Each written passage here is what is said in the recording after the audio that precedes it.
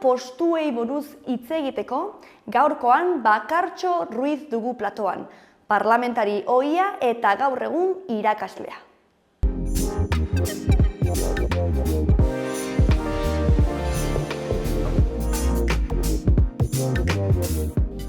Ongi etorri Bakartxo! Mi esker, oso pozik, hemen egoteagatik. Gu ere, zu hemen izateaz. Eta, kristalezko sabaia deitzen den programa honetan, gai horri buruz arituko gara, eta pixka bat joango gara, zuia ez zaude parlamentuan ez, baina parlamentari ohi bezala, ez, nahi dugu ere, esperientzia hori euki guretzako, ez? Orduan nahi du jakin, nola lehenengo definituko zenuke kristalezko sabaia parlamentu edo Nafarroako parlamentuaren testinguru horretan, ez, espezifikoki horretan. Beti esaten data oro har kristalezko sabaia, esaten dugunean, zertaz ari gara. Ari gara, emakumeok, emakume izateagatik edo strukturalki, hainbat arlotan eta baita politikan ere, jakina ditugun mugez edo zailtasunez, erabakigune, benetako erabakiguneetan eta benetan erabakiak hartzen diren esparruetan egoteko, lanpostu, edo lan munduan bereziki, baina parlamentuan edo politikarloan, esango litzateke, benetan goi karguetan, edo benetan agintzen duten karguetan egoteko. Eta zure ustez, emakume abertzale eta independentistek izaten dute kristalezko sabai horrekin arazo gehiago edo hori hausteko arazo gehiago? Nik uste dute kultura politiko ezberdinak ezagutu ditut parlamentuan, eta ni neu kultura politiko jakin batetik nator eta jakin batean militatzen dut. Eta segurazki kultura politiko guztiek beren ezberdintasunen gainetik badaukate zerbait partekatzen dutena, eta bada oraindik ere emakumeen presentzia eta emakumeok benetan erabakiguneetan autoritate puntu horrekin egotea oso berria dela, nolabait esateko, eta oraindik ere, baita gure esparruan ere, kosta egiten dela. Benetan sabai hori haustea ez bakarrik barrura begira, baizik eta baita ere kanpora begira, ez? Eta gero igual hitz egin dezakegu, nik behintzat somatu dudana, igual komunikabideen aldetik ere, edo kanpora begira iritzi publikoan ere, horre badira, azken batean autoridadea, eta hitz hori igual errepikatzen dut, askotan goi karguak ez direlako soilik etiketak, baizik eta autoridadea delako, azken batean teorian, jerarkia konkretu batek emango dizun zerbait, baina azkenean besteek aitortu behar dizutena, ez dena zurea bakarrik, eta hor, jokatzen dute gizartean, nik uste, eta bai komunikabideek, eta bai iritzi publikoan eragiten duten beste faktore batzuk ere badirela, eta hor nire ustez, eta nire esperientziagatik, esango nuke emakumeok zailtasun handiagoak ditugula. Eta adibidez komunikabidei begira, ez? Eta gu ere, azkenan horren parte gara, ez? Nola uste duzu isladatzen dutela, ez? Lidergo postuak edo dituzten emakume hauek komunikabide horietatik? Nik uste dut eta askotan pensatu izan dut, eta igual personalizatu gabe, ez? Nire baitan bereziki, baina sensazioa badut, eta egia da, Nafarroari begiratzen baldin badiogu, basate baterako, izan ditugu Iruñan bertan Yolanda Barcina alkatea izan zen, 3 presidenta izan ditugu, azkeneko 3 presidenta, Yolanda Barcina bera, bai Uxue Barkos eta bai Maria Txibite, eta agian norbaitek pentsa dezake, kristalezko sabaia politikan hautsia dago, nire ustez ez da horrela, eta ikuste besterik ez dago, komunikabideen arlotik ari garela, gizonezkoak tratatzeko modua eta emakumezkoak eta baita presidenteak izan direnean ere, badagoela joera bat nolabait edo infantilizatzeko eta hainbat, adibide etortzen ezkit burura, infantilizatzeko, estaltzeko edo ni neu, edo beste hainbat emakume talde parlamentarioen bozeramale izan garenean, gizon bozeramale orde gizonezkoak izan ditugunean, joera bat esateko, bastakit nork agintzen duela, edo gizonezkoari deitzeko bozeramale, eta ez bozeramale orde, eta nolabait, bueno, bai, invisibilizazio puntu bat, infantilizazio puntu bat, bueno, broma, gusto honekoak edo txarrekoak, baina broma batzuk edo frivolizatzeko momentuan ere, bueno, itxura fisikoari, janskerari erreparatzeko, eta uste dut hor, bueno, badagoela aldea, eta badagoela desberdinkeria bat, estrukturala da, baina politikan ere ez dezagun pentsa, hainbat goi kargutan emakumeak ditugulako edo izan ditugulako, horre sabairen bat hautsi denik, urratsak egin dira, baina nire ustez hor badago askoz ere gehiago sakondu behar da horret. Eta ze faktore dira gako, ez? Hori kristalesko sabaia sortzen duten horiek politikan, zentzu honetan, identifikatzeko. Ze faktore dira gako? Bueno, nik uste dut identifikatzeko beste edozein arlotan bezala, berdintasunaz edo genero desberdinkeriaz ari garenean betaurreko batzuk jarri behar dira. Betaurreko horiek ez baldin baditugu jartzen, kuoten sistema ezarri zenetik, ematen du bizi garela politikarloan ere, halako berdintasun formal batean, eta erdia emakumezkoa gara parlamentuan, eta beste erdia gizonezkoa, beraz, jendartearen ikuspegitik, egon daiteke ordezkaritza orekatu bat, ez? Eta gira da urratsa egin dela. Kuoten sistemari gabe, ez genuke egun daukagun egoera izango, behintzat presentziari dagokionez. Baina uste dut berdintasun formaletik harago gehiago begiratu behar dugula, eta benetan botere faktikoetan eta politikaren ustez hori ere politika da, politika Nafarroan ez da, Nafarro gobernua edo Nafarroko parlamentua bakarrik, dira enpresen munduan, enpresen konfederazioan, maila sindikalean, bestelako botere faktiko batzuk, unibertsitateetan, eta bar, eta horri ere begiratu beharko genioke, hau da, ekosistema sozioekonomiko politiko guztiari. Beraz, betaurreko horietan, benetan begiratuko bagenu administrazio kontseiluetan, gobernuetan, eta orain formalki behintzat kuoten legeak direla eta hori orekatua dago, baina benetan ganoraz aztertuko bagenu non eta nork hartzen dituen sakoneko erabakiak, eta horretan emakumeek daukaten askotan, egozten zaien rola edo daukaten rola, segurazki irakurketa, azaleko irakurketa horretatik haratago joango ginateke. Eta zure kasuan, erabaki hori hartu zenuenean, azkenean, zuba izan zenuela postu potente bat, nola izan zen, ez, pertsonalki eta profesionalki, erabaki hori hartzeko hausnarketa edo? Nik askotan kontatu dut, egia delako, eta ni bezala beste hainbat eta hainbat jendek hartu zuen erabakia, momentu batean beste aukerarik ere batzegolako, edo zure buruare bultzatuta ikusten duzulako, ez? Parlamentarioa hasi nintzen 2011an, Bildu sortu zenean, ilegalizazio garai luze batetik gentozen, eta ordura arte ezker abertzalearen munduan politika aktiboan eta zerrendetan izandako edo instituzioetan aritutako hainbat jendek debekatua zeukan bertan parte hartzea. Horrek zer ekarri zuen? Igual gazteek ez dute gogoratuko, baina gure historiaren oso pasarte, beltzak dira, ez? Jende Euskal Herri osoan, milaka lagunek benetan instituzioetan eta Bildu sortzearekin eta urrats berri hori egitearekin parte hartu ezin izatea. Horrek ekarri zuen, emakume askok, nik bezala, inoiz geure buruari segula planteatu ez genionak politika instituzionalean aritzea, urrats hori egitea.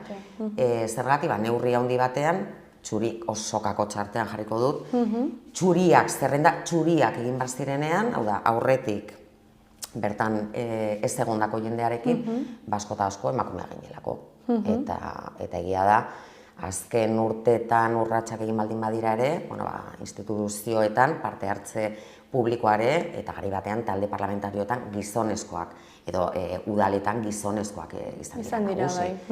Beraz, bueno, nik erabaki hartu nuen, nire burua, bueno, behartuta, ez, egoerak ala eskatzen zuelako, bueno, eskaini zidaten, edo ez dakit marroia sartu, esango du norbait.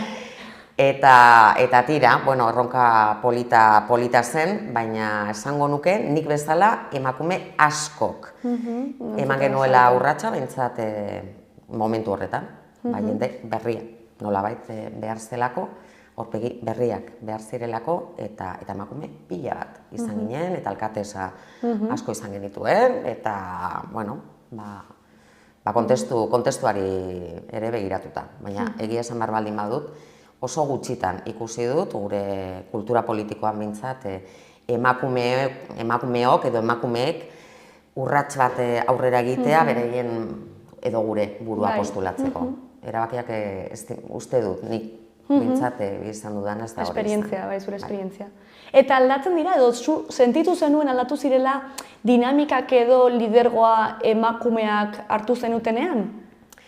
Bueno, lidergoa konpartituak dira, eta nik zorionez uste dut, bueno, gure akatsekin eta utxunekin ere, uste dut, bueno, kontzientzia hori beti izan dugula, eta nik behintzat bi izan dudan esperientzia horretan, eta ni beti saiatu naiz horretan, eta uste dut nire kideak ere, emakumezkoak zein gizonezkoak beti saiatu garela lidergo partekatuak eraikitzen.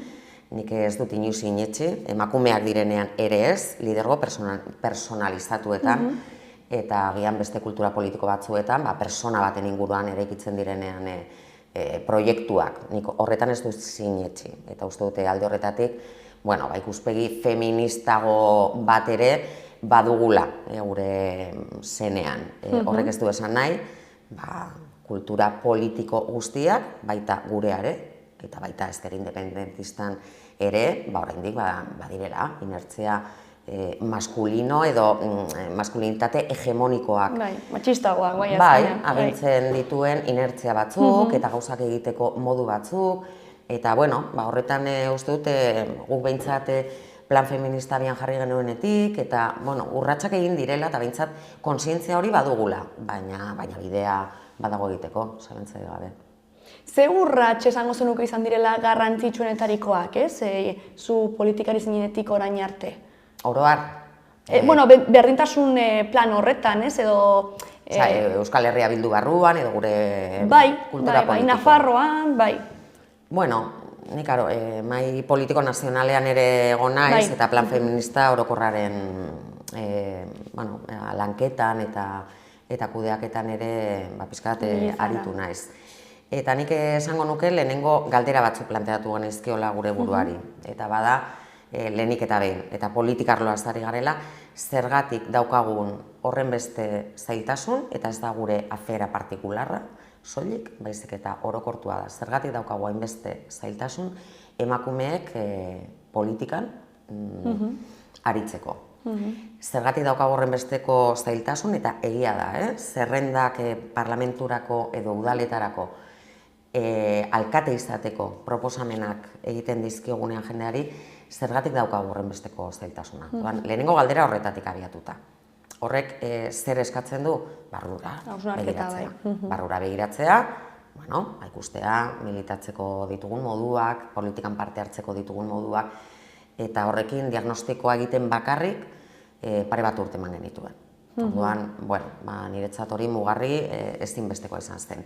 Geure buruari galderak egitea eta erantzunak bilatzeko bazterketa sakon bat egitea. Bai emakumeok pentsatzen genuena azaleratzea eta emakumeen gune batetik abiatuta eta emakumeon soilik emakumeok egindako hausnarketetatik abiatuta, elkarrekin partekatzen ditugulako, hainbat esperientzia, hainbat zailtasun eta hainbat erronka.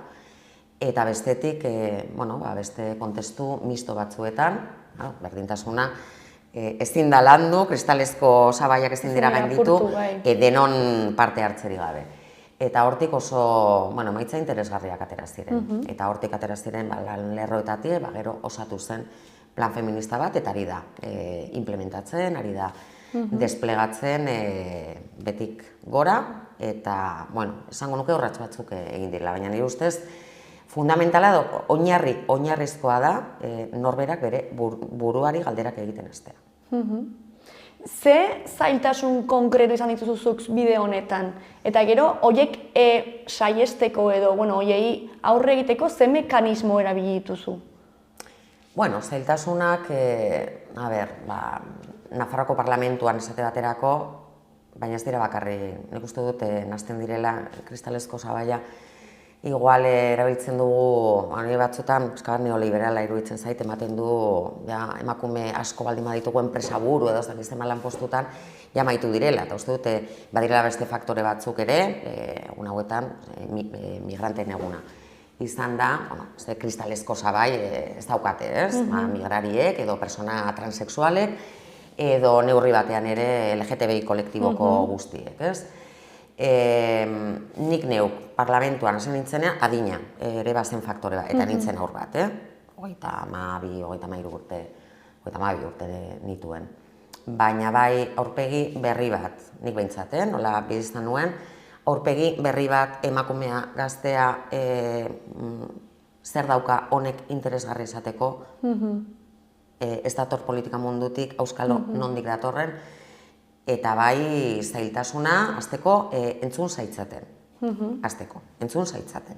Etzatu zelako ez dakizten bat galdoirekin, gizonezkoa eta adin konkretu batekoa baldin bazara, eta berdin da, ez baldin bazatoz politika mundutik, agian enpresa mundutik zatoz, baina ja berez badaukazu izen bat edo bestelako autoridade bat batzuen begietara behintzat, komunikabideen begietara, edo gainontzeko parlamentarioen begietara.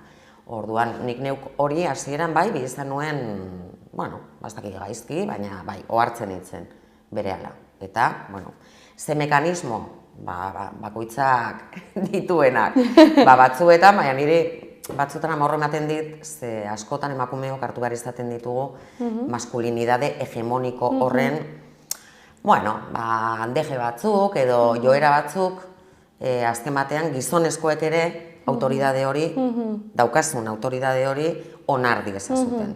Eta askotan, ez dut esango baina serio jarri behar duzunean, edo abotsa altza behar duzunean, oiurik egin gabe, baina hartzen dituzun jarrera batzuk, badira, ez, segurazki ikuspegi feminista batetik, ontzat emango genituzkenak, ez da baloratzen, zaintza, ez dira, zaintzarekin edo empatiarekin igual lotutako ez dagoariak, eta balore horiek, baizik eta beste batzuk, eta inflexible izatea, zurruna izatea, eta, igual, mekanismo horiek ere, nik behintzat erabilizan ditut batzuetan, baina da, gain bizitzea, hasieran behintzat. Bai, nik uste guztiek, azkenean emakumeok askotan, pentsatu dugula hori zela baita ere bidea, azkenean hori zen funtzionatzen zuena, batzutan, Oraindik ere tamalez uste du funtzionatzen duela.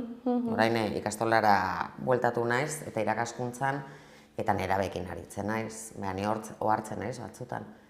Empatia eta zaintzarako hori bigarren planoan gelditzen dela, edo behintzat bigarren fase batean lan dezakezula. Hasiera batean, 15-16 urteko ikaslekin ari zarenean, benetan autoridadea eta irakaskuntzan autoridade izatea bazinbestekoa da.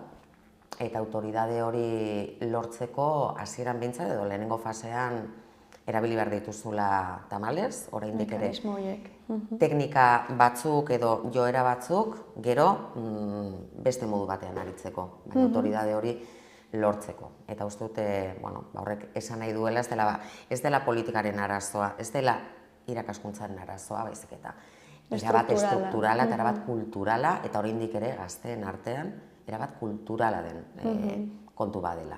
Eta ja, berez, neska emakume, gazte bat abots fina duena, oso gozoa dena, 15 urteko ikasleen klase batera lehenengo gunean horrela sartzen baldin bada, zailtasun handiagoak izango dituela, bere autoridadea erakusteko, metro 80 neurtzen duen eta ahots sakon baduen gizonezko batek baino. Eta hori da realitatea, tamalez, Bueno, uste dut egin behar dugula eta egiten ari garela bide bat, baina oraindik ere, bueno, gizonezkoek oraindik askotan ez dute hori ikusten.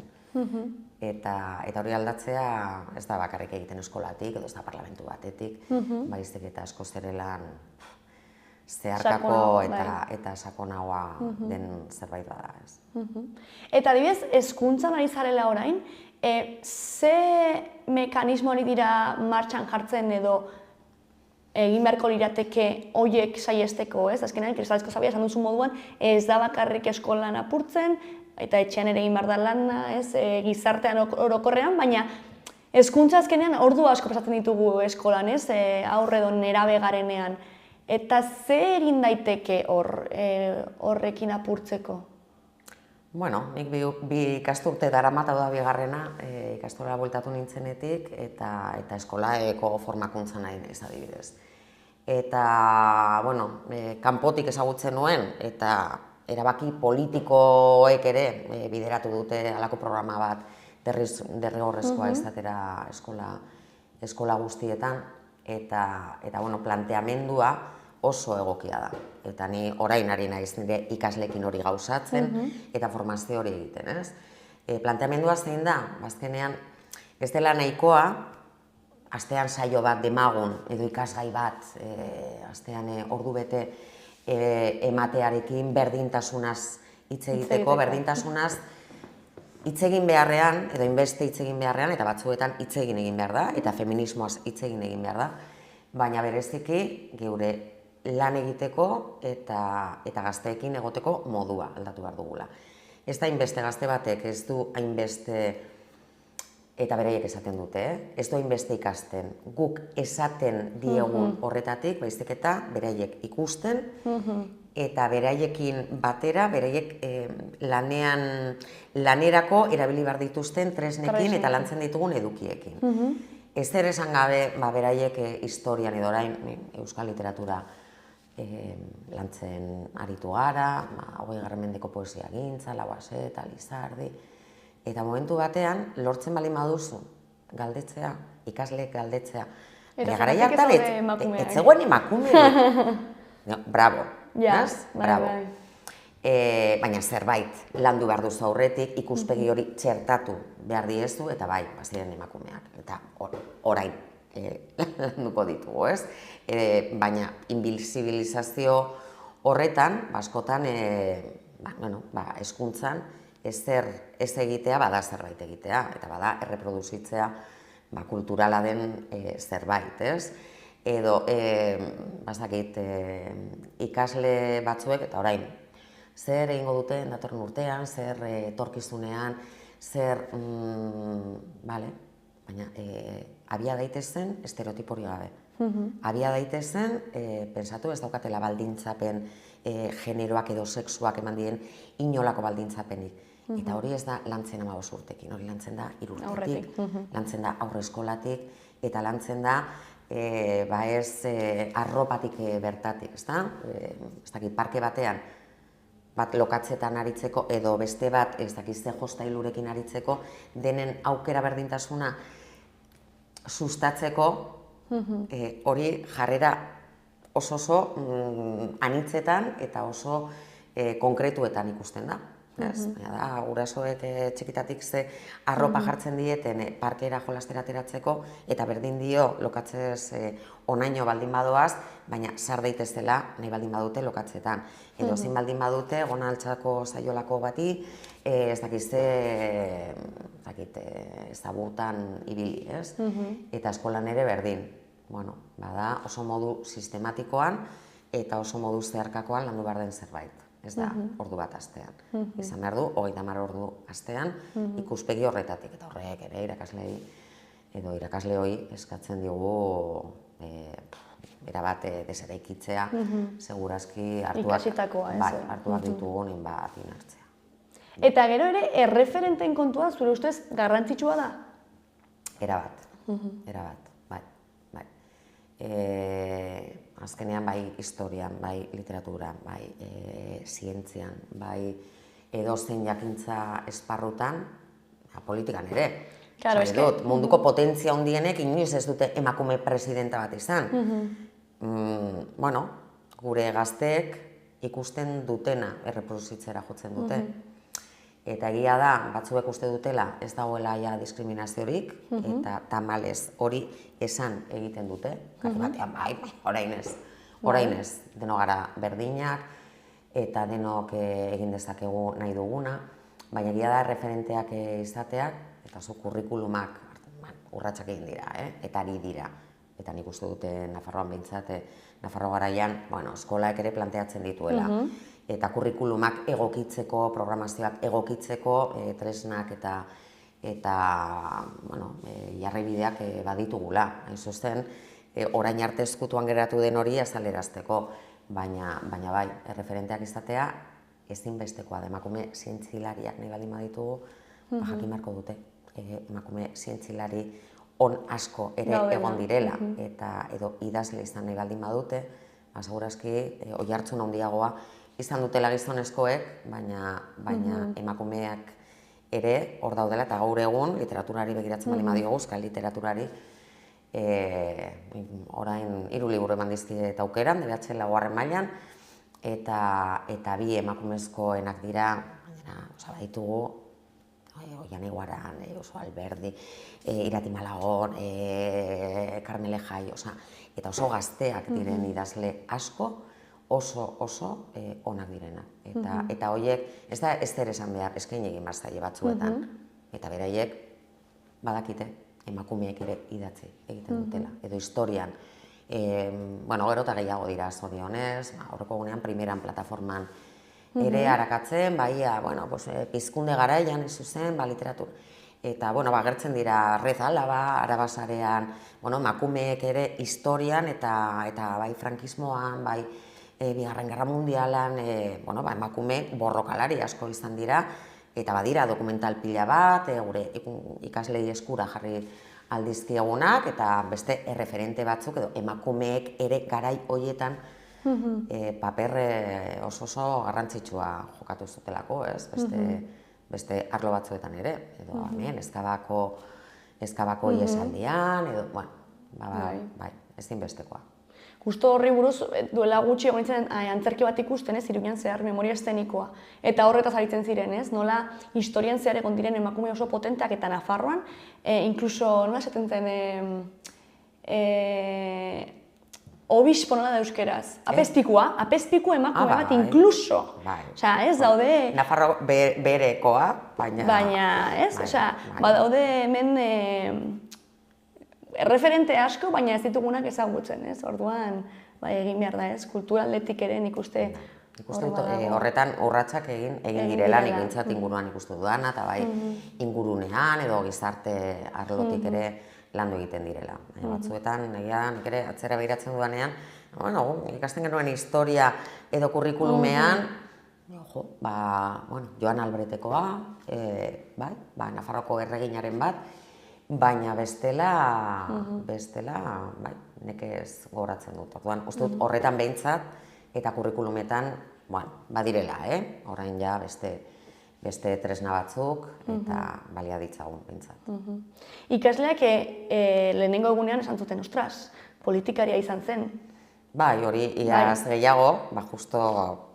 Bukatu zenuelako, bai? Bai, bukatu nuelako, eta bai, batzuk... Eta kuriosidadez eta ikusten zuten, edo galderak zituzten... Bai, batzuk haientzako baita ere, referentzia izan zaitezke. Batzuk ez ziren ausartzen galdetzera, baina bai, eskate espektante, eta beste batzuek, bai, galdetzen zidaten, baina, bai, beraientzat, batzuentzat agian bazen, igual distantzia markatzeko punto bat, ezagutu arte behintzat, edo ia hau, telebistan ikusi dut, orain klasean daukat, ergatiboa hitz egiten, Baina, bueno, esperientzia aurten diferentea da, baina bai, galdetzen dizute tarteka, eta ezagutze oso ez dakit no. Eta, bueno, baina, 15 urtekin beraientzat hori oso importante izatea da. Bueno, eta baita ere, referente hori ez ari ganela, baita ere, zu ere referente izan zaitezke emakume askorentzat, ez orain ikasten daudela, eta ikusi dezaketelako, ez, aukera dagoela, eta gainera eskuragarri dagoela, ez, horiekin hitz egiteko eta ezagutzeko, eta pues igual ni ere politikan sartu nahiko nuke edo, ez?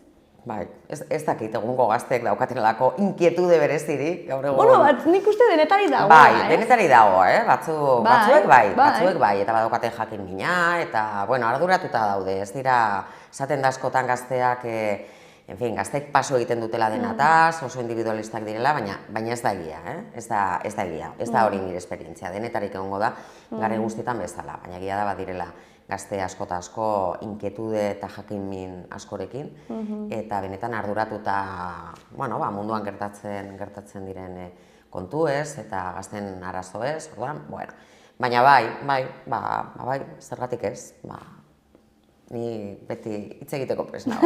Ero, tiratu egin nahi dute min gainetik. Bai. Politika ez diet hitz egiten. Nahi baldin baduten esperientziaz eta tal, eta nolakoa den parlamentua, esan diet eramango ditu dela. Bai, bitu. Bizita parlamentura. Baina, bueno, politikaz ez, baina politikagintzaz, bai. Gero aipatu duzu ere eskola, Eskola sortu zen zu parlamentari zinela? Bai. Eta nola izan zen horren eragina, gero nola ikusi zenuten egin zituela aldaketak edo egiten dituela aldaketak Nafarroko, gizartean? Bai, nik horregatik aipatu dut, azkenean nik bi aldetatik ezagutu dudalako. Nik landu dut, 2015 urtean, 2015-2019 legegintzaldian jarri zen martxan, esango nuke 2017 urtean, beharra ikusten zen, ordura arte bazeuden eskidetza planak eta UPNren gobernuekin, baina benetan ikusi zen beharra, zerbait, transversala, zero edo behintzat irakaskuntza reglatuan, 3 urtetik 18 urtera bitartean, erabat progresiboa, zeharkakoa eta sistematizatua izango zen zerbait planteatzeko. Azkenean, eta 4 lan hildo, zehaztu ziren, eta oso profesional honekin landu zen, oso aholkularitzat oso honekin. Eta hori, Nafarroko gobernuan, gobernua sustengatzen genuen artean oso garbi genukan zer nahi genuen, eta horre gainera derrigorrezkoa izan behar zuela, ezin zela hautazkoa izan. Eta egia da, nik kanpotik ezagutu nuela, eta paperen gainean, eta jardunaldietan egon nintzen, eta profesionalei entzuten, eta baita hezkuntza batzordean ere askotan jorratu izan zen, baina kriston gatazka sortu nahi izan zuen eskuinak horren harira, eta, iaia pornografia erakusten zitzen jaumei, eta alako astakeria batzuk bota zituzten. Eta ni paperaren gaina, esaten nuen, ze interesgarri izan behar duen, benetan hau ikastetxeetan praktikan jartzea. Nik ordura arte ezagutzen dituen jarduerak, sexu eta afektibotasunaren ikuspegitik, heziketa jardunaldi konkretuak eta oso bolondresak zirenak. Eta zerbait integrala izatea, eta orain bestaldetik ezagutzen ari naiz. Eta egia da formazioa, bigarren urtea da, baina oso interesgarri iruditzen ari zait, benetan urterik urte egiten ari den lana, zenbat milaka irakasle ari gara formazio horretan, nola ari garen eta eskolak berak planteatzen dizkizun urrats guztietan, nola erronka batzuk definitu behar dituzun eta zuk zure praktikan jarri behar dituzu adibide horiek. Orduan teoriatik praktikara. Ere nola pasa behar duzun eta nola aldarazi nahi duen irakasle bakoitzaren kontzientzia hasteko eta gero zerbait sistemikoa planteatu ikastetxe mailan. Eta horregatik ni behintzat oso postik nago. Batzuetan politikan oso ohitua egon naiz, paperean dena marabilloso iruditu eta zoragarri ikusi dugunean, eta gero praktikan benetan ajustatzen ez denean, edo oso zaila denean praktikara eramatea. Eta eskolak ere baditu bere zailtasunak, eta ikastetxeetan, eta mila formakuntza daude, eta irakasleok ere topera gabiltza, eta formazio ordu asko ditugu, baina benetan uste dut merezi duela. Eta, bai, esango nuke, nire esperientzia paperetik praktikara, bueno, ongien edo desberdintasun gutxien antzematen diodan proiektua dela. Bai. Ikusi dituzu ezberdintasunak Nafarroa eta beste erkidegoen artean kristalezko sabai hau apurtzearen nahi horretan? Bueno, nik uste dut Euskal Herria behintzat hartzen baldin badugu aintzat, bueno, bietan, esango nuke, hartu direla neurriak edo egin direla urratsak formalki, urratsak egin direla azken urteotan, ez? Berdintasun legea, esango nuke aurretik onartu geluela Nafarroan, ez didaz orain datak ez ditut oso garbi, baina bai kontratu publiko legedi arloan eta kristalezko sabaia ulertzen baldin badugu, bueno, soldatarrakala, emakumeok eta gizonezkoen artean edo genero ikuspegitik egon daitezkeen eta lan munduan bereziki, hemen nik uste dut ambizio handiagoz jokatu dela azken urteetan. Gero egia da praktikara eraman izan denean, zailtasun handiagoak daudela. Eta gaur egun agian berdintasun planak ez daudela enpresa guztietan, hemen badokagu lege bat esaten duena, enpresa hogeita hamar langiletik gorako enpresa guztiek izan behar dutela berdintasun plan bat. Eta kristalezko sabaiari lotutare, hainbat ponentzia eta hainbat lan egin dira soldatarrakalari lotuta, eta, bari da, bide bat egiten. Nik erkidegoan uste dute pixka bat motelago doazela gauzak, baina ez dute erabate ezagutzen, realitatea. Baina hemen behintzat, urrats gutxi batzuk egin dira. Eta sozioekonomikoki badago aldea baita ere, ez? Osea, badakigu, ez? Azkenean genero desberdintasunak dituela bere ondorioak, ez? Baina ikusten duzu baita ere, berdintasun plan edo horrelako zerak martxan jartzen dituztenean, desberdintasunak daude gero sozioekonomikoki erkidegoetan? Nik uste dut lehenik eta behin badagoela kontzeptu bat eta soldatarrakalarena, eta horrek batzutan eta ikasleekin aurreko egunean ere hizketan soldatarrakala ez da lan berra egiteagatik eta ordu berberak lan egiteagatik desberdin kobratzen dugula emakumezkoak izateagatik, ez da hori kontua. Baizik eta arlo sozioekonomikoan oro har esaten da arrakala bat badela eta Nafarroan oso handia da. Oso handia da, eta da, oro har, lan bizitza hartzen baldin badugu, emakumeok 20%tik bera. Hau da, desberdintasuna 20%koa da gutxi gora bera, 2 puntu gora bera, eta hori lotuta dago zaintzarekin, eta hori lotuta dago lehentasun familiar da matasunarekin baita ere, ez? Matasuna, zaintza, baina mota askotako zaintza, gurasoena. Lehentasun familiarra eta ez nola... Familia zaintzarekin lotua dago, eta lotua dago baita ere, tradizionalki kristalezko sabai hori deitu izan denarekin, ez? Azkenean, hobekien ordaintzen diren lanpostuetan nagusiki gizonezkoak daudela, industria munduan, eta horiek dira soldata altuenak izaten diren lanbideak edo lanpostuak nagusiki gizonezkoak direla, eta lanbide feminizatuagoetan edo maiztasunez nagusiki emakumeak ikusten ditugunetan, eta horiek dira garbiketak, horiek dira zaintza lanak oro har, horiek dira gutxien baloratuak direnak eta gutxien kobratzen dena.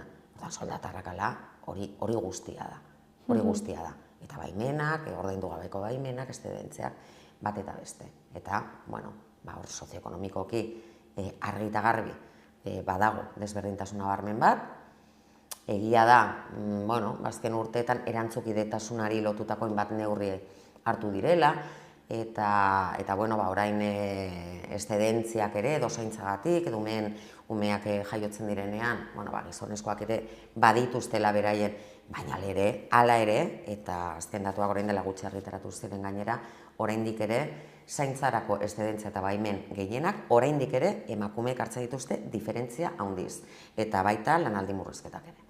Eta lanaldi murrizketak ere normalean zaintzari daude lotuta. Beraz, badugu lana oraindik egiteko nahikotxo. Asko, bai. Eta adibidez, ja, bukatzear gaude, ez? Baina ze esango zenioke, lidergo postu bat hartu nahi duen edo hartuko lukeen emakume bateri? Urratsa egin dezala eta zaila dadila, lehen aipatu ditudan inertzia eta joera hoiez harago joaten. Hau da, emakumeok nik uste dut beste modu bateko lidergoak sortzen saiatu behar dugu, ez bakarrik emakumeok. Saiatu behar dugu bestelako lidergo batzu, baita gizonezkoek lidergoa dutenean ere. Lidergo askoz ere partekatuagoak izan daitezen. Eta azkenean norberak ditugun baloreak, benetan naturaltasunez, ezarri eta naturaltasunez landu eta zabal daitezen. Ez uste dut batzuetan, hori jotzen dugula, erreproduzitzera, geuk ere lidergo postuetan, emakume... Ikusi duguna, azkenan gure erreferente izan dira. Politika eta emakumeak aipatzen baldin baditugu, etorriko zaizkigu Margaret Thatcher, Angela Merkel edo Yolanda Barcina, berdin zait. Lidergo horiek jarraitzen dute erreproduzitzen, mundu mailan, Yolanda Barcina ez da mundu mailan, baina jarraitzen dute erreproduzitzen. Bai. Bestelako... Modelo autoritarioak, ez? Hori da. Maskulinoagoak, egia esan, bai. Baina hori da, orain arte izan duguna. Beraz, nik uste dut, bai emakumeok barneratu behar dugula, horrek ez duela zertan horrela izan. Baina gizonek ere, hau da, denok egin behar dugu hausnarketa partekatu bat. Lan hori edo lidergo berriak ez ditugu emakumeok soilik sortuko. Den artean egin behar ditugu. Eta beraz, adostasun batzuk eta hausnarketa batzuk ere partekatu behar ditugu. Horren inguruan, bintzate, bai politikarloan eta bai beste arlotan. Gizarteko arlo guztietan. Bai. Mila esker bakartxo, hau izan da? Mila esker zuei, oso gai interesgarriak planteatu dizkidazu. Zure ekarpenak ere oso interesgarriak eta eskertzen zugu pilo bat onera etortzea. Nahi duzuenean. Bale, hurrengora arte.